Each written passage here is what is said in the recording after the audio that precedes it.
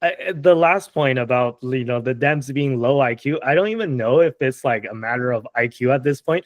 It's just literal insanity, right? There's no other way for me to put it. Is that like smart people can be also insane at the same time, and once you get to a point where it's like you can't separate the two, so that like age-old definition of insanity, which is doing the same thing over and over again and expecting a different result. That's basically what the Democratic Party is doing, where they're going down this road of Trump derangement syndrome, Elon derangement syndrome, doubling down on all these like unpopular policies like encouraging illegal immigration, encouraging trans people in women's sports, and all this stuff that's like 80-20 issues where 80% of Americans are against it, and then they just don't realize that, or they're just too like far gone like down the loony bin to realize that, where like they're just trying the same tactics because it's like, oh, like we won in 2020 and we like defeated Trump and we kicked out like we kicked out the Republicans, and I think they had control of the Senate for a long time, right? So it's like, we had all these successes, so like, and we've been doing like the Trump derangement syndrome for a long time, so like that must be what's working, and then they don't realize that stuff no longer works because like the situation has completely changed, and people actually view Trump as somewhat of a moderate at this point, I would say. If you just look at like the Trump's approval ratings is hovering like right around 50-50, but I have a feeling it's going to go up more if the Dems, especially if the Dems continue to pull shit like this.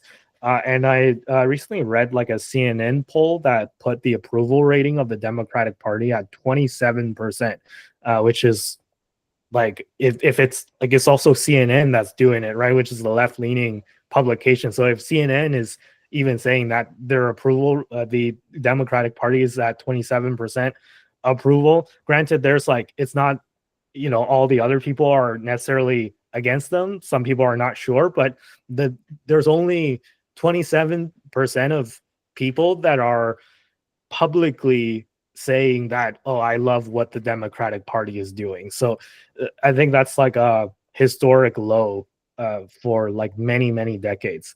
But Sunil, you raised your hand. Yeah, you just mentioned the whole thing about them trying the same thing over and over again. It reminded me, like, there's a meme, there's like a kind of a rude meme that's going around online with like conservative conspiracy theorists, and it's them saying, it's like somebody who's like waiting to start fires. Basically, they're suggesting that like the second Trump gets reelected, that the Democrats and they're going to have a coordinated effort to bring back the Black Lives Matters protests. But like they didn't literally bring back the Black Lives Matters protests. They just brought it back in a new form. It was just like, instead of burning down like the city streets, you're burning down Tesla dealerships. So I just thought that observation. I thought I was just share that observation that that whole like prediction of the Democrats would bring back their basically burning shit down political tactic the second Trump will get elected is actually real.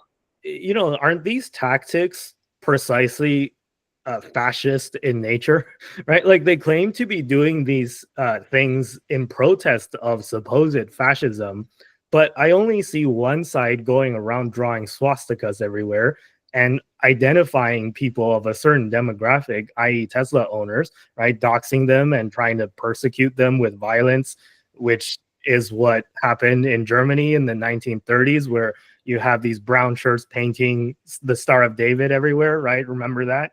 The Democratic Yeah, Party. it's clearly intimidation for sure. It's the intimidation tactics.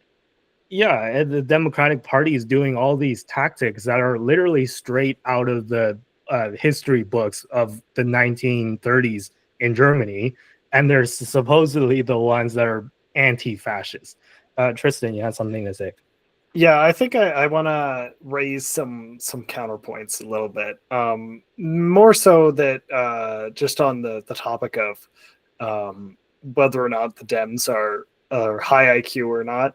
I think that a big factor on that is that there is a significant vocal minority that is very vocal, very irritating, and the ones that you hear about all the time. And I think that they're the ones that are kind of shaken around like a they're the crazy ones. Whereas there's a significant majority of the Dems who are, one, not as politically engaged. They don't really give a shit nearly to the extent that the others do. But two, are also like more so just aligned with more of the Democrat kind of typical values. And I think that it's I don't think I think that, and probably Sunil, you would probably agree with this, that that the vocal 20% are more so the kind of problem that I think that you're kind of hammering on, rather than like the majority of the people who are actually voted like Democrat, for example, where a lot of people voted for the Democrats, from a perspective of like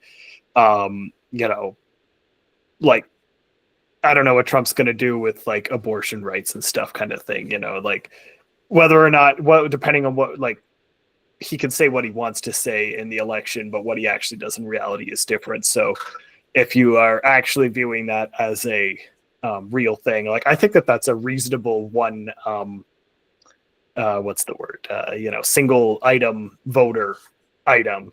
And I think that there's a significant group of the Democrat voters, for example, who voted for that purpose, like that, those sorts of single items. So I think that it's more so that the vocal minority of the Democrats is just kind of gone off the rails. And as a result, the people are not particularly, like, we're not particularly impressed by that group. And I think they're also the ones who are lighting Teslas on fire and losing their mind. I don't think that the majority of the Democrats, like the people themselves, and I mean, like, maybe and I think probably on that front, the leadership seems to be pretty poor right now. So maybe this is an issue of leadership more so than anything else, because they don't seem to be able to come up with very, like, there's no Obama kicking around in the Democrat Party at this point, right? Like, I think we can all agree that Obama was like, he's a smart man. He was very, very compelling compared to anything. So, like, Obama is more compelling as a one person. Like, I feel like he would win as an independent over anyone in the Democrat Party at this point. Maybe not actually. I guess I'll refine my statement a bit. Like, I do agree that it's a vocal minority, but and I do agree that there's like smart Democrats that actually voted for the Democrats in this election for good reasons, like over the abortion issue. I don't really want to challenge anybody on that issue because it's such an emotional issue and it's an important issue too. But that vocal minority, I still challenge their intelligence. Just to be honest, like, I when I see what they believe, how they read what they believe, and I do challenge the intelligence of the brain trust of the Democratic Party that are currently like leading the messaging. But and IQ, whatever maybe it's not IQ, but they just have bad media habits or whatever it is.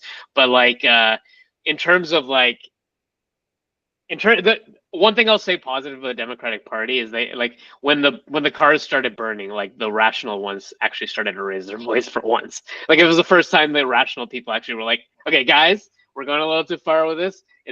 We're going towards terrorism, so maybe we should like condemn this act and like move on to other things.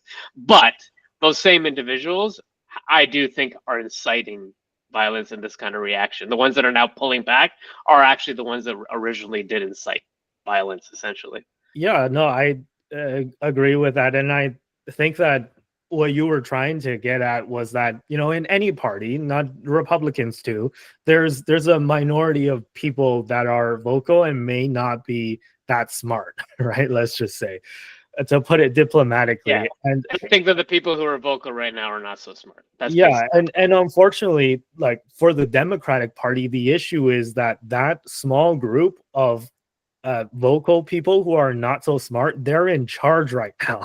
So it's like, if you had a room full of 100 people and you knew the IQ score of all 100 people, and you're like, okay, which 10 of you have the lowest IQ scores? We're going to put you in the highest positions of the party possible for just those 10 people. right? And then that's been the Democratic strategy. And all the 90 like people who are a lot smarter than the 10, they can complain all they want. They're not being listened to. And to what you said earlier, Sunil, yeah, I have also, to the credits of the Democrats, I have seen Democrats come out against this, like, you know, unfettered violence against Elon and Tesla and all that stuff. Dean Phillips, he was congressman from Minnesota, much smarter than Tim Walz, their governor, I would say.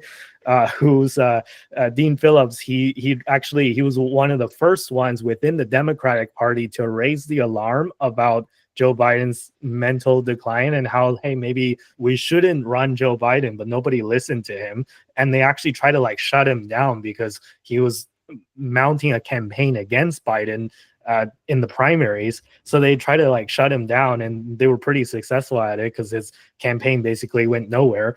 And Dean Phillips was like, hey, like, I saw a post, I don't remember exactly what he said, but he's like, hey, this like violence against like Tesla and Elon has gone a little bit too far. At least that's what I think he was getting at. But yeah, no one's listening to Dean Phillips, right? Like, nobody even knows who he is besides us who like watch the the American political scene all the time. But like, yeah, it's a mess in the Democratic Party.